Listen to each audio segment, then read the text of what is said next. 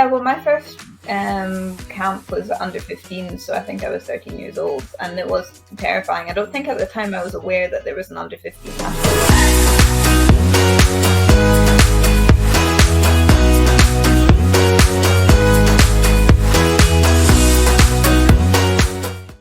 Good afternoon and welcome to the Reflective Coach podcast with Coach Luca.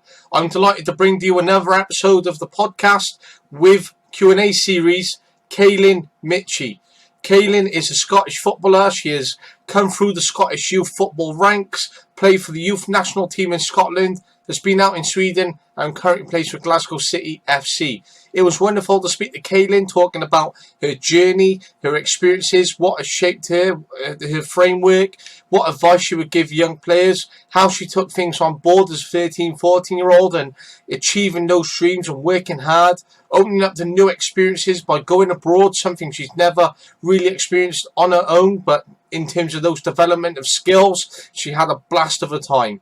Cailin is an excellent defender who plays at the back with wonderful accolades. She has played for Hibs in 2015 to 2019, before playing for Boromir Thistle in 2019, before moving out to Pitya Dam in Sweden between January 2020 to November 2020, and now currently returning back to Scotland, playing for Glasgow City from December 2020 to present. Her accolades exist of Scottish Women's Premier League title, runner-up 4 times, Scottish Women's Scottish Cup winner 3 times and runner-up 2 times, Scottish Women's Premier League Cup winners 3 times and runner-up once, so 6 trophies. Runner-up 7 times, including 4 league titles. Her international accolades consist of 4 under-15 caps, 4 under-16s, 6 under-17s, and 10 under-19s. She's currently back in Scotland pursuing a dream to playing for the national team, but she is open to going abroad. I had a wonderful time speaking to Cailin. It was wonderful insights to her personality and professional outlook. She is so dedicated and focused and has always maintained this from a young age. And her discipline into where she currently is now to where she's going to go in 5 years' time is going to really benefit her. Sit back, listen, enjoy this wonderful Q&A series. I really enjoyed interviewing her. Once again, you can find the podcast on Spotify, Podcast Addict and Anchor. You can also reach out on Twitter and LinkedIn. This is Coach Luca, the Reflective Coach podcast, sponsored by Humble Gifts. Sit back and enjoy.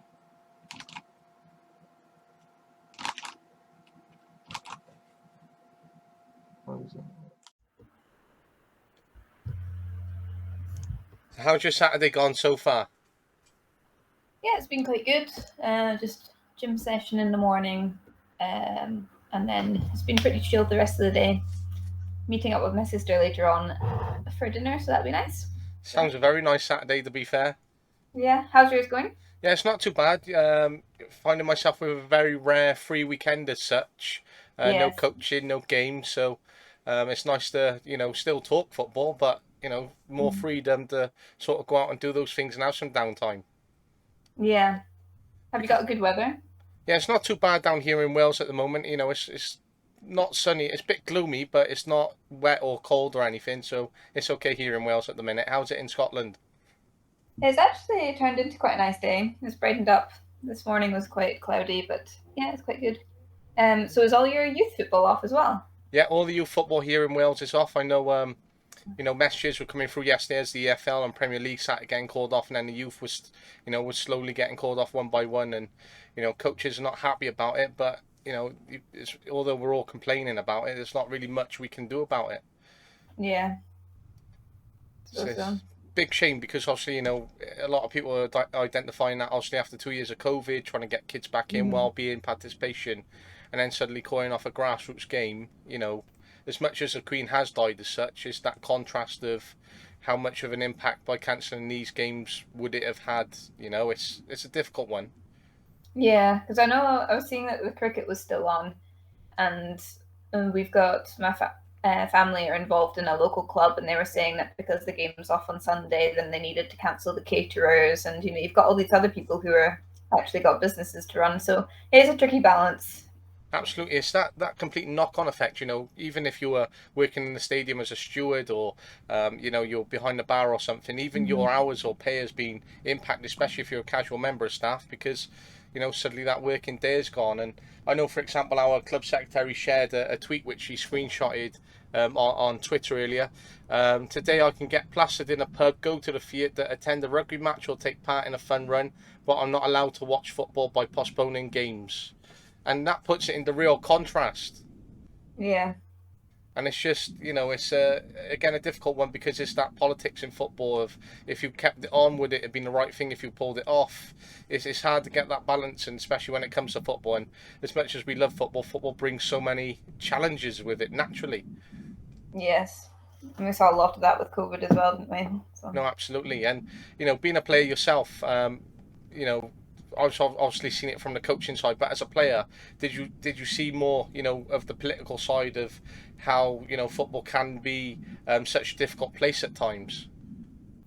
Yeah, I think it was particularly when I joined Glasgow City, and that was kind of going through the COVID times again, and we were having that lockdown over Christmas at the end of 2020.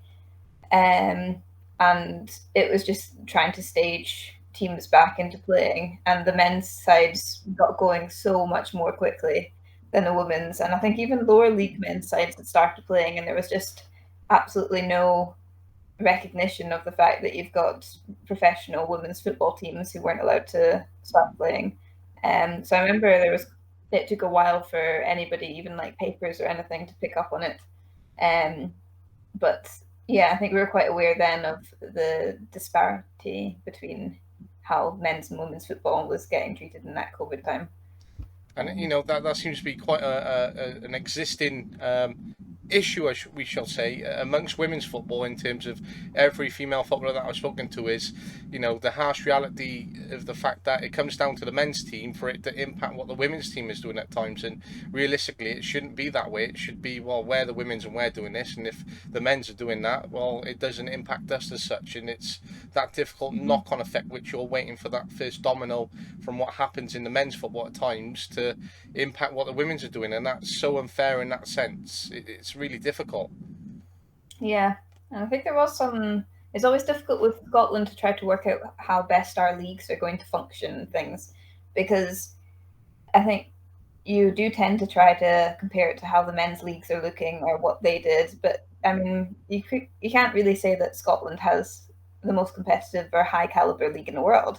So you kind of got an opportunity to frame or adjust the women's game a bit differently. But we're now just being taken over by like we've kind of integrated more with the SFA in terms of our league structure and splitting the season in half and all this type of thing.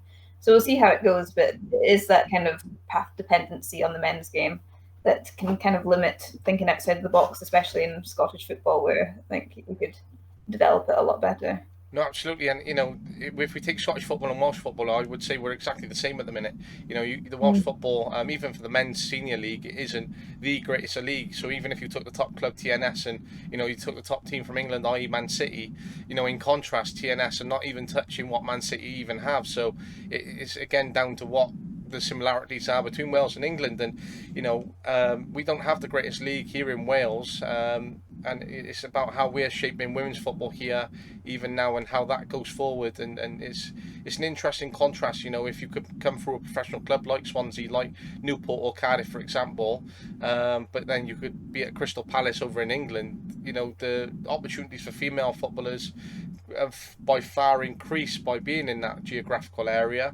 And it's about this change which is coming, which it's difficult sort of to go through and endure, because although you're pioneering for the future, the here and now, it can sort of be really difficult to be like, well, it's a shame that I'm going to miss out on these opportunities, which can be difficult as well at times. Mm-hmm. Yeah, it's an interesting place to be where the women's game is growing so quickly, and there are things that didn't exist like 10 years ago. I wouldn't have been a professional footballer, and certainly not in Scotland. And so, yeah, it's a strange dynamic where things are growing, but also doing so in different ways. And I think a struggle in Scotland with the leagues as well is I think when England started investing English teams and they had these rules about the number of international players or the number of full-time players and the cap on salaries and things like that. And I think we're seeing now in Scotland it'll probably be, we'll keep just a couple of dominant teams because the teams that have got good connections with the men's teams will get more money in and this type of thing. So it's not really going to be an even growth, I don't think.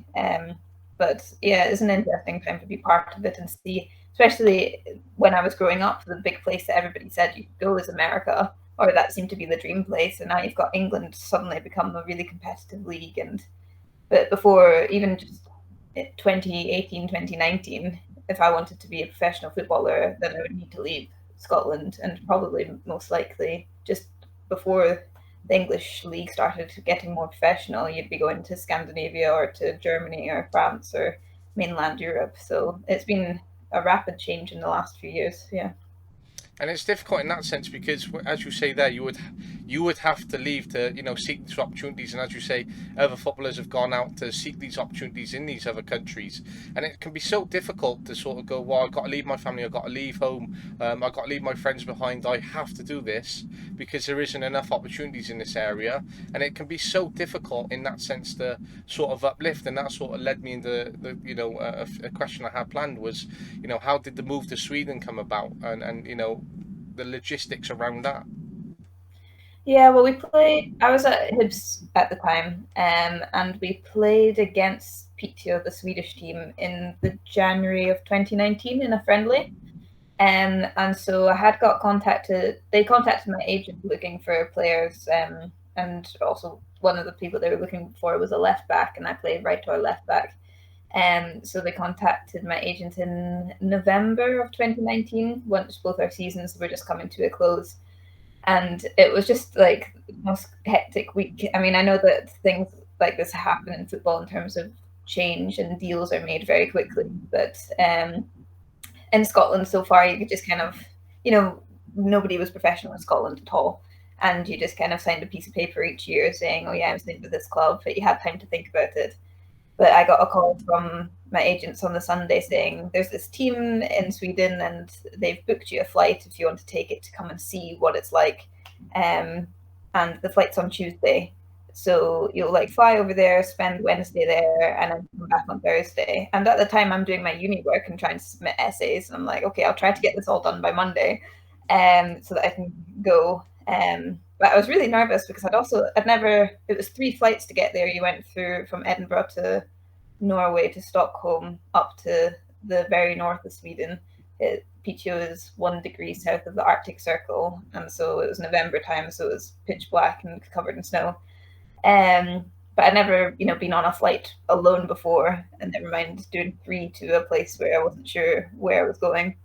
So it was very nerve-wracking, and you're kind of landing into the airport in Sweden and thinking, I don't even know who's picking me up. I'm just aware that all this thing has been arranged. And part of me, when I was landing, was like, what if this is a really elaborate kidnapping? And I was like, well, actually, you really wouldn't put that much effort into paying for a player to get 3 flights because you just had no idea what was on the other side. But the team were great. I'm really glad I went to see what it was like because I fell in love with it straight away. And most of the players were away. I didn't meet any of them because they just finished their season. So I just got kind of shown around, introduced to the staff, shown where the coach was, shown a little community because it's kind of a wee football town. And then got offered a contract that they said that they would finalise with my agent. They sent it through by the time I'd flown back home on a Thursday, and they said, we'll give you until Sunday to decide because we need to know, otherwise we'll be looking for another player instead. So it was a complete whirlwind. So I'm on the phone to my university on the Friday saying, I've still got half a year left before I graduate, but I can't really turn this down. So is there a way we can work it out? But in the space of a week, you go from just being an amateur, but you don't get paid anything. You're playing at Hibs. You've always lived in Edinburgh. I've always lived with my parents because it was easy with uni. And, the following Sunday, you're aware that in the new year, you're going to fly to a new country and move there. So it was crazy, but I'm so glad that I went to see what it was like because it made everything seem, I think without seeing, it would have been so much more scary because you had no idea what to expect. But they made it kind of feel like home, and I think because it was such a small town out of the way, that even when they recruit Swedish players, then everybody's kind of moving somewhere because it's not really a big city or anything, and there's not a lot around. So I think they're so used to doing the whole, this is how we'll make you feel at home, this is your community, this is the thing we'll give you, that I fell in love with it and couldn't turn it down in the end. And in that sense, it's just an incredible story just to, sit and listen to that and the incredible experience that came with it. Just by arranging a friendly or playing in that friendly, if that hadn't happened, maybe the move wouldn't have come about because, just one little thing can change the contrast of even your life and your footballing career. And it's just mad the way, life sort of comes about in a sense, even, no matter how much you plan. And of course, being in that situation where you're doing so well with uni, you got half a year left until you graduate. That must have been sort of a really difficult position. Sort of go half a year, got to move now, and I'm studying in uni myself, and I know it can be really difficult to sort of go right. I got to commit to this, but this has come up, and in your sense, especially when you're pursuing a dream and this opportunity to go from an amateur to paid, it must have been such a difficult decision and sort of process to try and go through, because not many people see that. They go, oh, well done, you've gone to another country, you must now be paid and your life's on the way up. But as much as it is, it's all these other little things like that which is so difficult to sort of manage and coordinate as such. Yeah, definitely. And it's a big thing, I think, as a family as well, when you're quite close knit. And I think my parents were really supportive, but I could see them thinking, what about your university? Especially as a women's footballer and in any football. But like as a women's footballer, if you make a career, it's very hard to then make it one that you get as much money as the men or you get as much security. So you always want that plan B. And for me, it was kind of academia was, but we kind of agreed you need to play football whilst you can. So there's only a certain amount of time where you'll be in the right physical state and everything to play it. So it was a priority and kind of has been a priority through life, but I don't think you always kind of try to put lots of eggs in different baskets. So yeah, it was nice to, well, it was exciting to then be like, well, now I can actually make this the proper priority. And it was difficult for people to understand, even just understanding being professional in Sweden, because I remember my parents said that they were talking to people who were still in Scotland about it, and they were saying, oh yeah, Cailin is playing football abroad. And they're like, oh, but what does she do? And they're like, oh, well, she's just playing football. And because professional football in the women's game hadn't come to Scotland really. And so they said, well, where's she living? And they're like, well, the club gives her an apartment. She trains morning and afternoon with the team. And then, it was hard for people to comprehend that that was the only reason I had gone.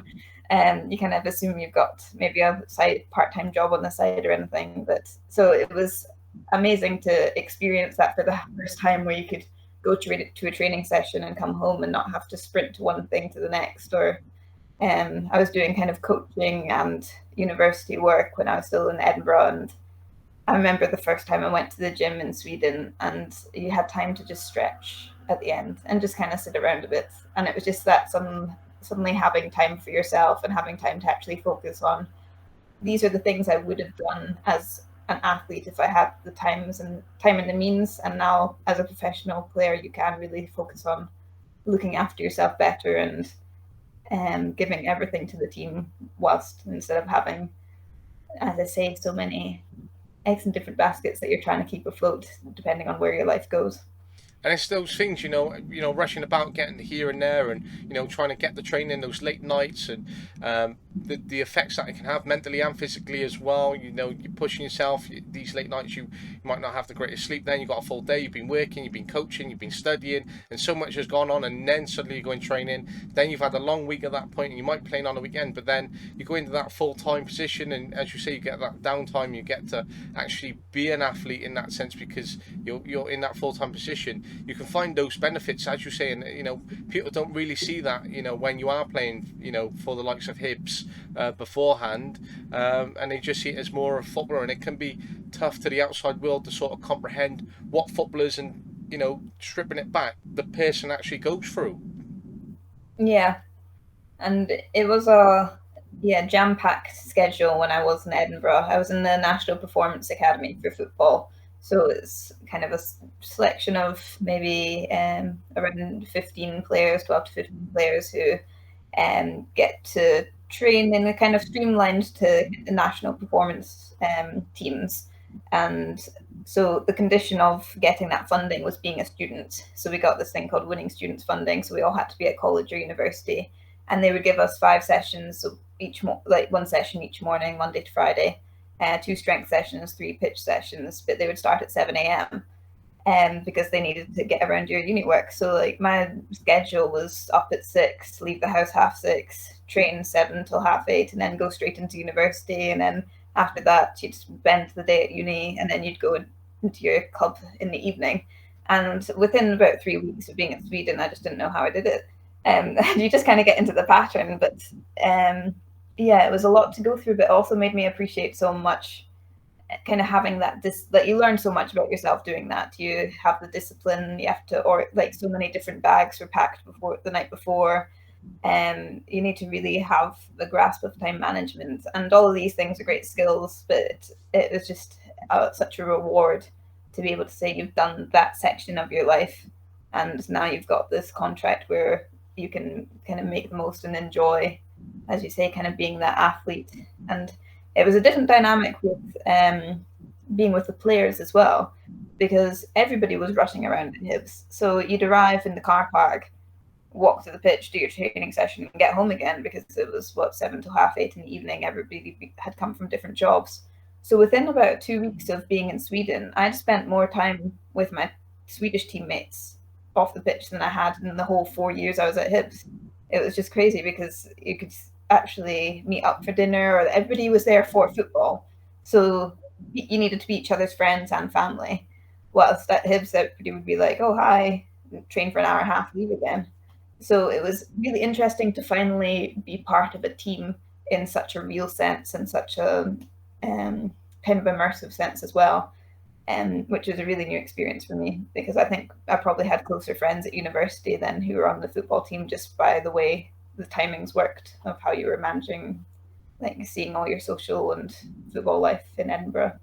And in that sense, having that time and being and having that close unity, and getting to meet the other players and going out for things like dinner, can be really beneficial, especially for someone like yourself going abroad, not speaking the language, being the outsider as such. So having that time and having those relationships must have really helped you settle into the team as well as Sweden.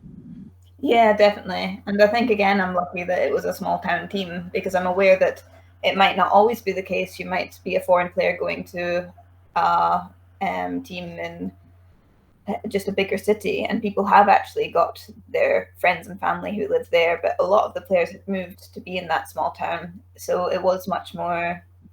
And people knew that they needed to, yeah, be there for each other. Um, and yeah, it was, they were amazing settling in with them, because I think well, they're very into speaking English, which was actually very lucky, because I guess outside of Sweden there's not a lot of Swedish going around, so they've learned brilliant English in school. But I was very keen to learn the language anyway, because I think it's just a whole part of the experience, and I have got family who live in the very south of Sweden.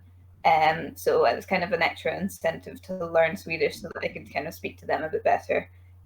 But the team were just so welcoming, and you could, yeah, have those times to form the friendships and compare where you'd been and what you'd done. And so much of it for me was learning about their culture. And it's really nice, I think, when you have someone so keen to learn about what they're doing and what all their traditions are, and baking different things and exchanging recipes and all this type of thing. So I think it was exciting for them to have someone who really wanted to learn, but also amazing for me because everything was new. So everything was so exciting. So yeah, it was an amazing experience. And it's a fantastic experience. And at times there's those dynamics in football which can be so tough because for example, you could have been in the Scottish dressing room at Hibs, and you could have seen, for an example, an American come in, and you're either questioning, right, they're an outsider and they're not one of us, so we could make it difficult for them because we don't want them to get into the squad, or it's a case of they are an outsider, and they're coming in to challenge for one of our places. And on the flip side of that, you were that outsider, and at times going into a dressing room as a new player and being seen as a player challenging or being signed to play in a position can be tough for players existing and already there to sort of comprehend, and it creates that dynamic in the football world as as coaches and managers like Pep Guardiola are always trying to improve their squads, and then you see a player walk in, you're like, well, they're there for my position, they're there for my job, and that can be so difficult. But being in that position where they're so friendly and you are exchanging recipes, and they're warm and welcoming, and they're looking forward to having someone who wants to learn and be part of their culture, just comprehends the nice nature of where football can end up going at times, and it's not always this real difficult minefield. Yes, and it is. Yeah, it is very. You can run a club in lots of different ways, I think, and sometimes it's lucky with the players that you get and the combination you get, and sometimes you manage it in a certain way where you get a certain culture.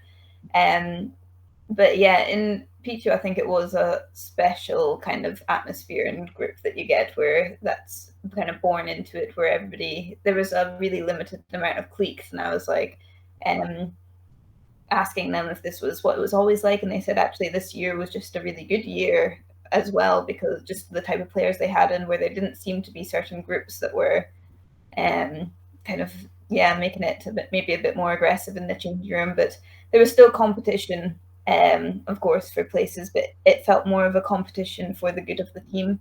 And that was the first time that I think one of the things that I improved a lot was regarding myself as wanting to win for the team, because so much of it, especially in youth football, when you're trying to improve yourself and you want to do individual sessions and you're trying to get into youth national squads, and especially when you're not getting paid in your club, then you put all this work in during the week, and if you're sitting on the bench on Sunday, you're thinking, I'm not getting anything from this. Like, I'm not even getting a wage or any support, or so you want to play so badly that you're almost, you almost think, oh, well, you want the players in your position who are competing with you not to do well.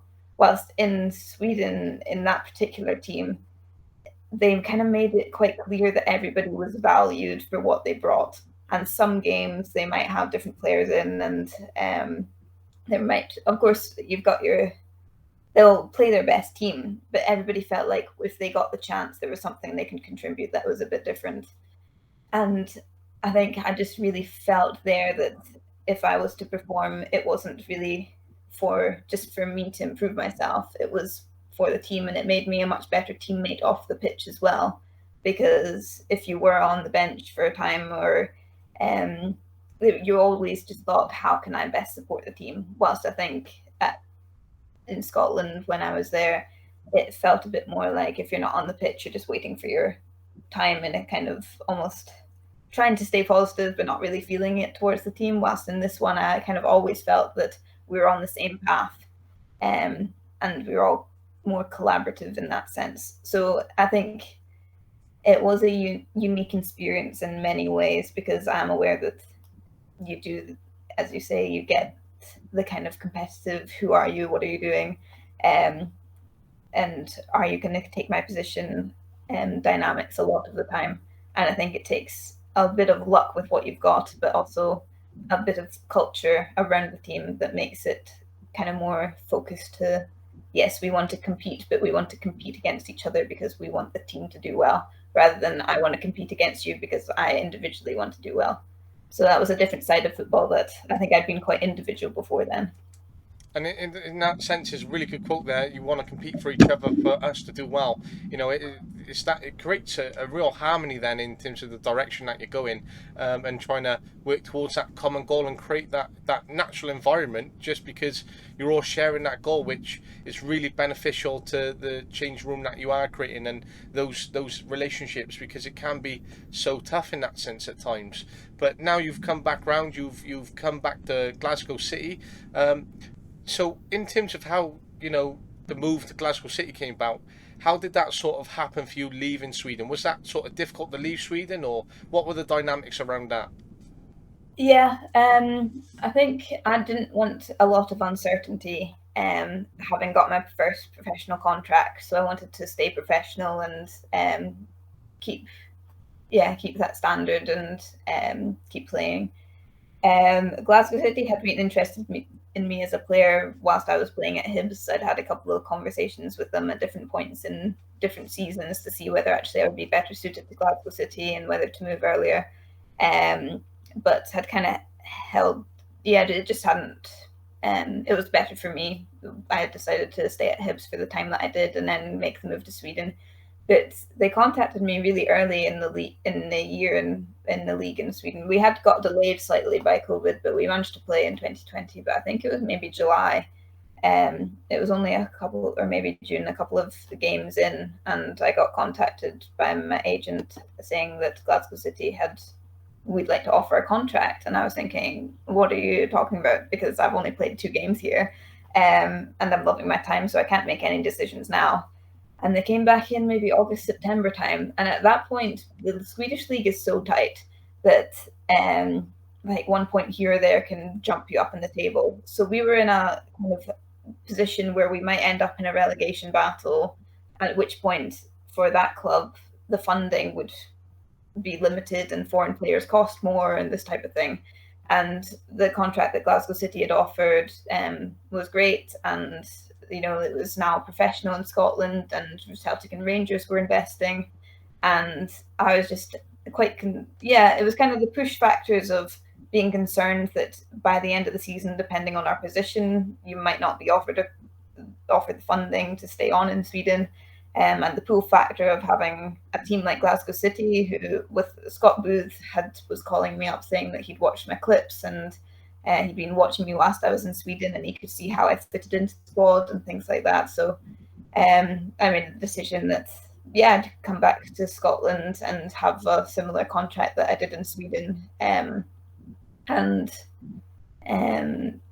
think the only reluctance I had was the fact that it would be back in Scotland. I think because I thought about it and I was like, if Glasgow City was in any other country, I would be like, this is an amazing move.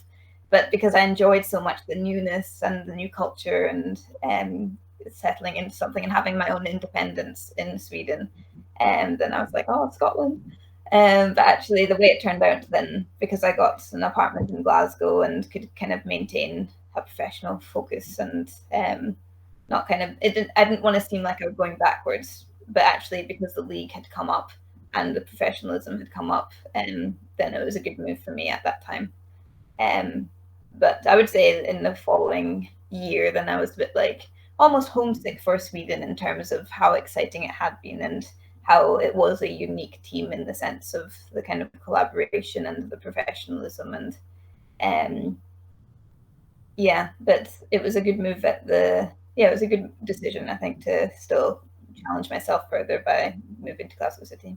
And it's incredible because there's so many points there. For example, as you say, the whole reason that the team in Sweden were looking at letting you go, it was just because they were lacking funding, whereas you would have been quite committed and willing to stay with them, and it was like, well, we have to release you because of this, not because you were going, well, Glasgow City are knocking on my door, they're offering me this, so unless you offer this, I'm going to leave. And it can be difficult sort of to be in that situation where they go, well, we're going to have to cut you because of this situation, and it can be so difficult in that sense. Yeah, and I think it was the uncertainty leading up to that, because I was most scared of finishing the season and being told that we didn't have enough funding. But as it happened, because Glasgow City came in quite early and they wanted to get the deal done, and I wanted to make sure I had something secure, then I signed a kind of pre-contract agreement with Glasgow City, and then we ended up staying. We won our last game of the season, so that we stayed. We ended up mid-table, even though we thought we might be bottom 2 and all this type of thing. But because I'd already made the deal, that didn't actually come up of, I ended up leaving the club. I wasn't really told whether or not they would have released me or whatever, because everything had been up in the air until the final game of the season. And by that point, I'd already signed the contract, so I was away anyway. So it was just, it was, you kind of sometimes wonder, well, if this season had gone better, would I have stayed longer potentially, because we would have more certainty of what they could offer you the following year.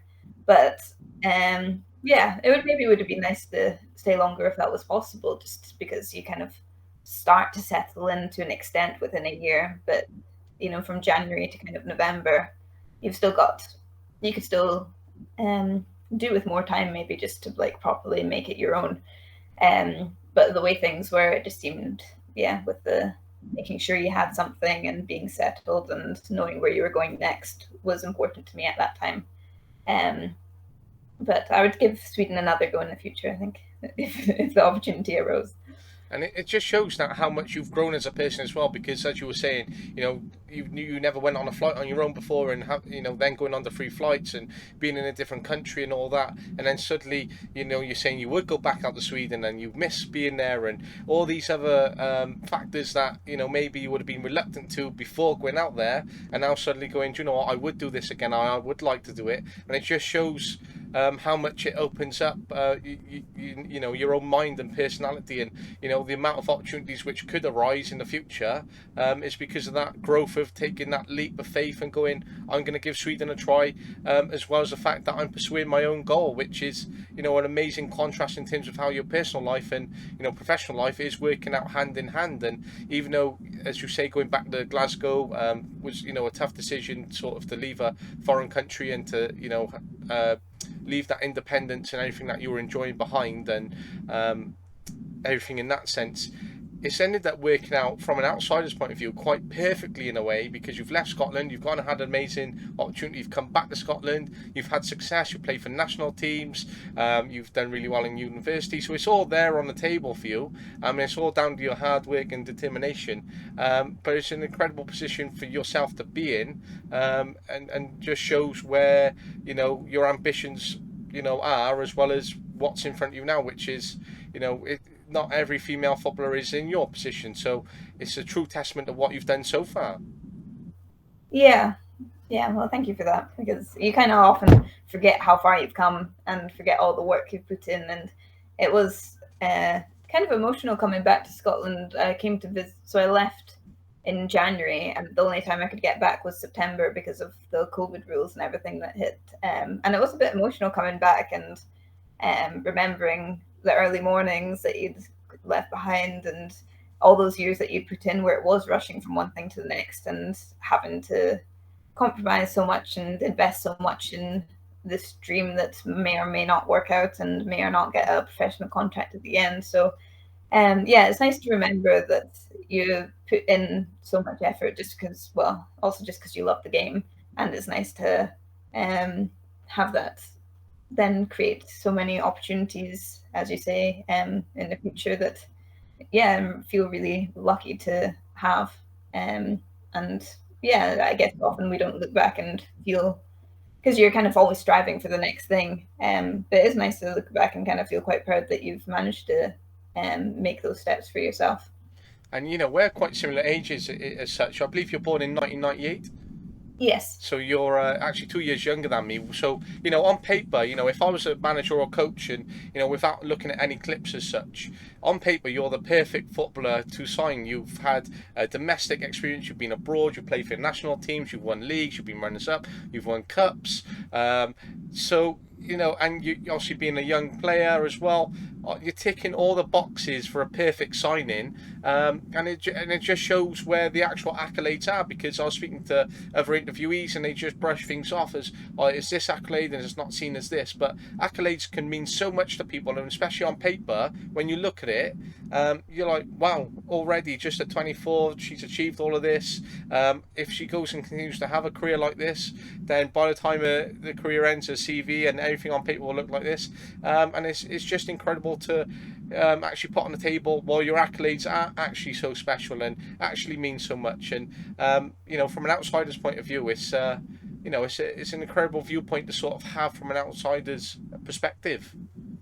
Yeah, thank you. I think one of the things I did take for granted also, like growing up or like playing as a young player in Hibs and competing in the top two teams in Scotland, is the Champions League, because you're kind of you want to play, and we got, of course, Hibs never won the league when I was there, but we got second place often, and we would get Champions League for a few years from that. And moving to Sweden, you're with, not many people, especially like people moving from different countries, of coming in trying to be in a better team, have experienced that. And even when I went to Glasgow City, then a lot of the foreign players hadn't done that yet, and yeah, I didn't realize at the time how special it was to be playing at such a young age in the Champions League and have so much Champions League experience. So yeah, you sometimes don't realize how much you are achieving at the time. And sometimes, each year, of course, age is a thing for footballers, and you're like, oh, 24 now, but there's still a long way to go.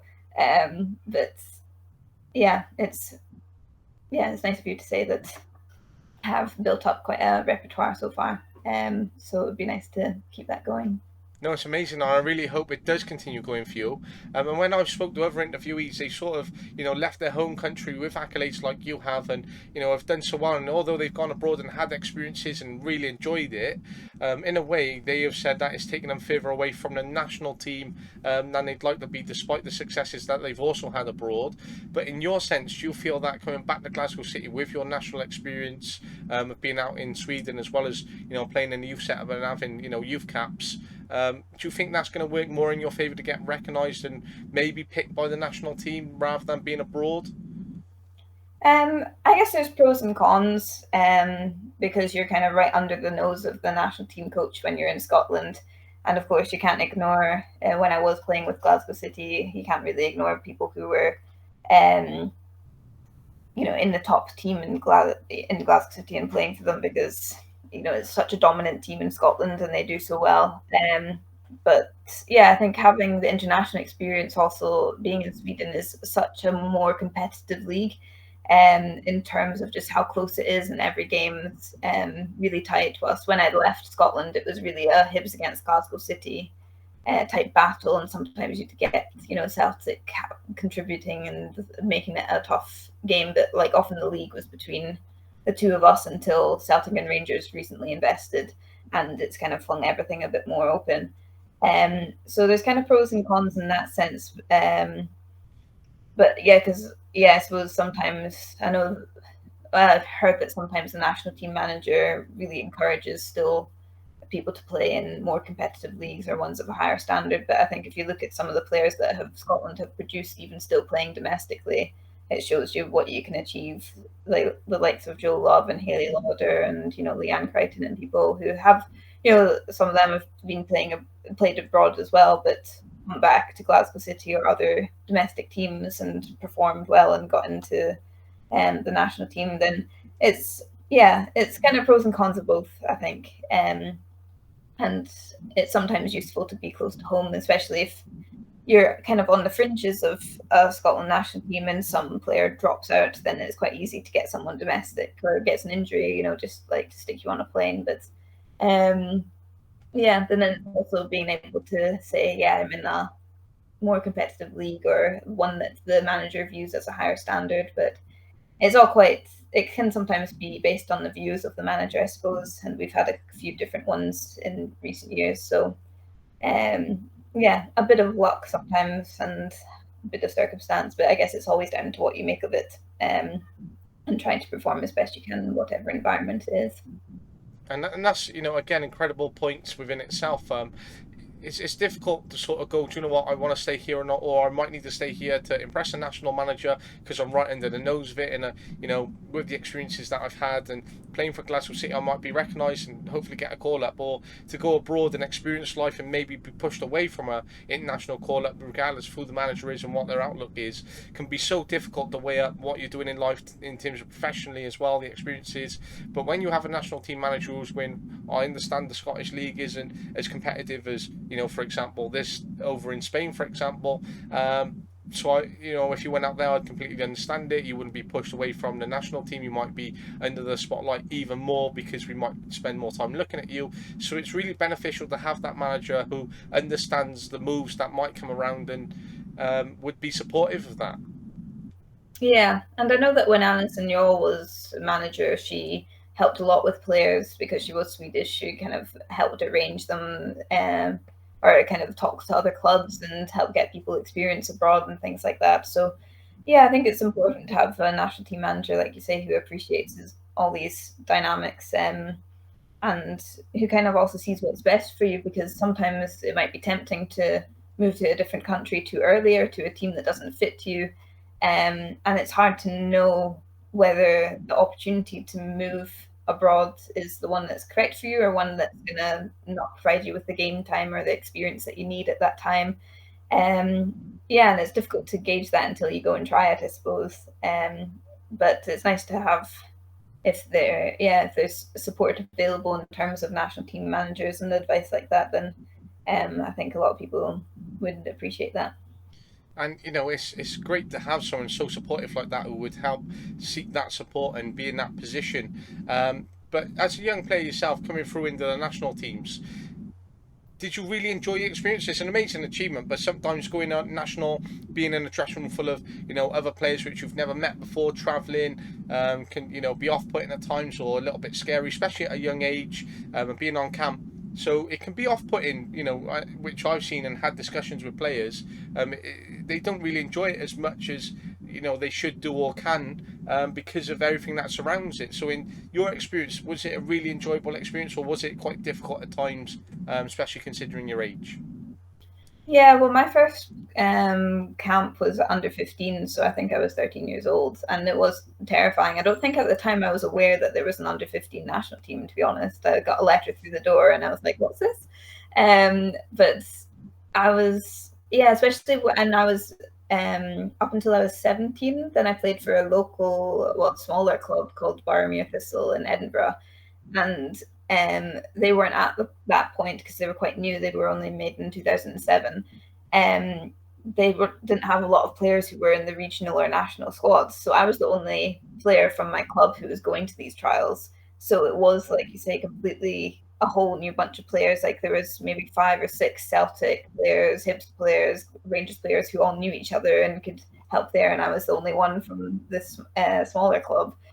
So it was really quite terrifying. At that age, also, you're in a hotel, you're sharing with someone else in a room, but you're kind of living by yourself, and or you're not, you're just away from home really, and you've got the new food and you've got the structure, and you have to be at this place in this time, and you get given the kit, so it can be quite overwhelming. And I think the national team coaches can take a lot of credit for like making me feel quite comfortable and really valued in that setup. And a lot of the things that were the best lessons that I've learned were from these kind of youth national team coaches, because it's the time where they're trying to help mold you into getting the right attitude and the right habits to be in the national team setup, like always carrying a water bottle and turning up 5 minutes early to everything and wearing the right footwear.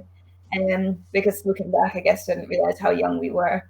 But yeah, it was scary, and it's difficult because when I speak to younger players now and offer them advice if they were called up to a camp, and I say, well, the reason that they've chosen you is because what you have done at club level. Because I think it's easy for people to go into the setup and be like, oh, what should I be doing? And just forget how they play. And like the hardest thing is to be able to play with the freedom that you do at the club, because I think when you're relaxed and you're excited, then that's a great combination to then perform at your best. So during my time in the national setup, I did read some sports psychology books to try and like relax more and play my game. Um, but I loved being in it every time, just because it was a taste of professionalism and it was a taste of the life that I wanted, in terms of it was just football.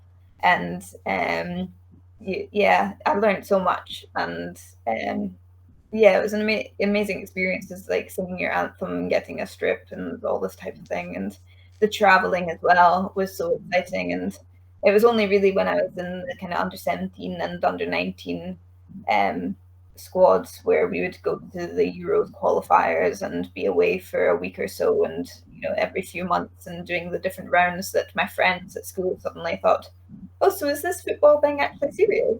Because I was away from school so much.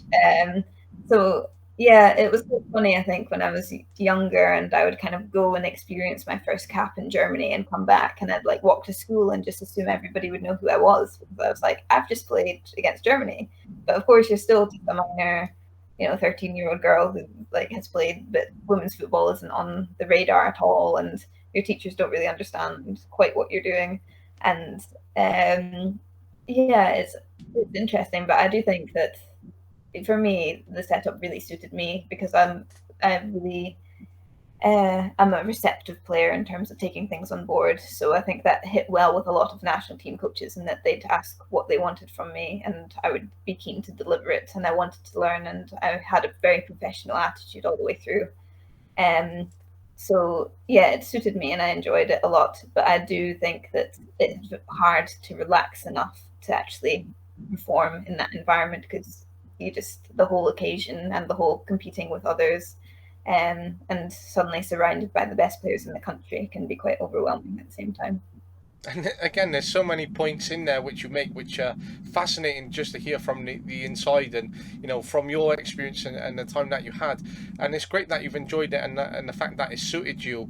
And as you say, coming in as a 13-year-old, going, do you know what, I played against Germany, and just having that experience of playing against Germany and taking that as a 13-year-old, regardless of whether football worked out to where you are today, just going into an interview going, do you know what, I played against Germany at the age of 13 and I've done this and I've done that, really opens up so many doors in that sense. But how many of 13-year-olds are travelling midweek to Germany and then just popping back into school, to go in and do an English or maths lesson, for example, so again, true testament to what you were doing at a young age. But the fact that you realised at a young age that you had to, or that you chose to do reading around psychology, how to settle down and how to relax a little bit more to benefit you as a player, just shows that professionalism which you did highlight, but that focus towards what you wanted, especially from a young age. Just it can be really difficult at a young age to have that focus, but in your sense, it quite clearly comes through that you were very focused, you were dedicated, you knew what you had to do, you sort of had a strategy, and it's obviously benefited the way you are now. But as a young player, everything comes round to it, going out with mates, growing up. Obviously, puberty plays its factor in, because you're growing up and you go through different mood swings and changes in your mindset. And you could go, right, one day I'm really motivated to play football, other days you're like, oh, do you know what, this ain't for me. And again, in the women's football, being a young player going, do you know what, there isn't a professional club, it doesn't pay well, I might have to leave, or I might have to balance my life a little bit more. From other conversations I've had with female players, is sometimes they have to ask themselves a question: is this really worth it? And being a 13, 14-year-old, did that ever come around in that sense for you in your mindset?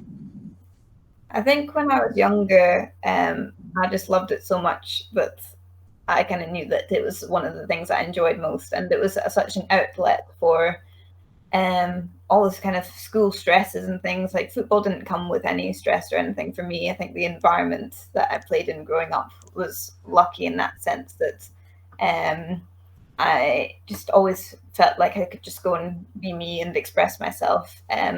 So kind of through the youth stages, then he just definitely kind of took one day at a time, and had these dreams of what would happen. But I think that maybe the reality and the decision making comes more when I was maybe 17, 18, 19, where you're sacrificing maybe a lot more. You don't really get a university experience, and you're also in a more competitive team, where I made the step from the kind of completing the pathway at Barrowmere Thistle in terms of playing for the women's team, and then moving to Hibs, where it was a, well, I guess, bigger fish in the pond, and like, you're with like lots of really good players of different ages, and it becomes more competitive to get onto the pitch, and there's a bit more stress of how you're going to perform. Whilst I think up until then I just didn't, just went out and played. So I think for me, the tougher decisions came, I think, after most seasons at Hibs. I would take a minute and just consider, like, well, how much of this season did I enjoy? It was tough, maybe a small injury here or there. How do I kind of feel within myself about it? And do I want to do it again, especially with the Performance Academy? It's a lot of sacrifice. Um, so yeah, I think when I got older, I think those things kind of hit home. Whilst for me, I enjoyed football so much growing up that it wasn't really a question of what would happen next. It was, and I think because I was successful in the youth international pathway, then a couple of times then I got left out of squads, but I bounced back very quickly and was like, this is what I want to do, and here's the next step. This is the next camp. So it was kind of footsteps, it felt, or like stages that I was going to tick off until I got to, I really wanted to be in the Performance Academy. I wanted good grades so that I could get the funding to be in college and university. And then when you kind of reach that and you're out of school, and the next thing you're, especially when you leave the under-19 setup, and the next stage for Scotland, we don't have under-20s, under-23s, all this type of thing. It would just be, here's the national team. Then it seems a bit bigger and a bit harder to know where your next step will be, because you've kind of got the whole, you're not a youth player anymore. It's not like you're going to move up an age group. You've only got the A squad in terms of the national team, and it's really, you're out of school. You could leave your degree now, you could take your degree, you could go into work. There's so many different options that I think at that point, then there's a lot more considerations about how your life will go. But as a youngster, it was just, drive me to training, please. And it's that commitment and being driven to training again, which has led to so many amazing experiences which you have had, and will continue to have. But one thing that you do say, being left out of squads now. I managed a game on Wednesday and I had to pick from a 25-player squad 16 players, and you have to cut 9. You haven't got 25 exactly available, so I think it came down to about 21 available players, but I still had to cut 5 from the squad. Now, cutting 5 can be a very difficult decision within itself, but you have to weigh up sort of the game, the nature of it, what we have to try and achieve to create the balance. If we're consistently losing, are we going to lose more players? So if we try and pick a strong squad to start off well, are we going to try and string a performance together? And there's so much you try to balance as a manager, but I really try to understand the players and the contrast around it and themselves, and even their body language, their behaviours, the way they would receive information, as much as possible. But cutting these 5 players was a very difficult position. Now, from experience as a player, even though you're not starting, you're not on a bench, but then you're on maybe the squad that, or part of the players that have been cut out in that squad, is that sort of difficult to comprehend at times? Yeah, I think so. I think the worst thing for me is not knowing what you can do to change it. So I think what's most important, but what's also very difficult as a manager, and sometimes it's hard to put your finger on this is why, because it might just be, well, there's something, you're maybe not quite on form, or the team that we're playing against requires these type of players, and it can be hard from the manager and coach's point of view to kind of be able to point out something to a player to work on. But for me, it was so important just to get the truth of why you were left out, because otherwise, I always want to be improving, and I would kind of overthink my performances a lot to how I could do things better. And I think a lot of people, especially when they get to you kind of require a bit of self-critique in order to get to the level that you're at, because you're constantly trying to work on yourself. So to not have any guidance on why is this the case just causes you to maybe lose confidence or question yourself a lot more. Whilst I think what's beneficial, or as good as it can be in that position, is to have someone say, this is actually the reason, and maybe you can do X, Y, or Z and work on that, just giving you something that's a bit of like, here's a bit of hope. Like, you haven't been left out with not knowing where to turn next.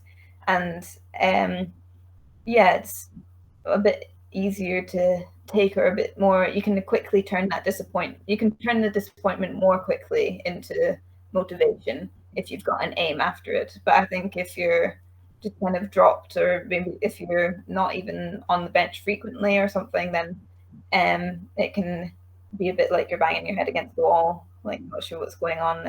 And it can be difficult to still play for the team in that position, because you're kind of within yourself.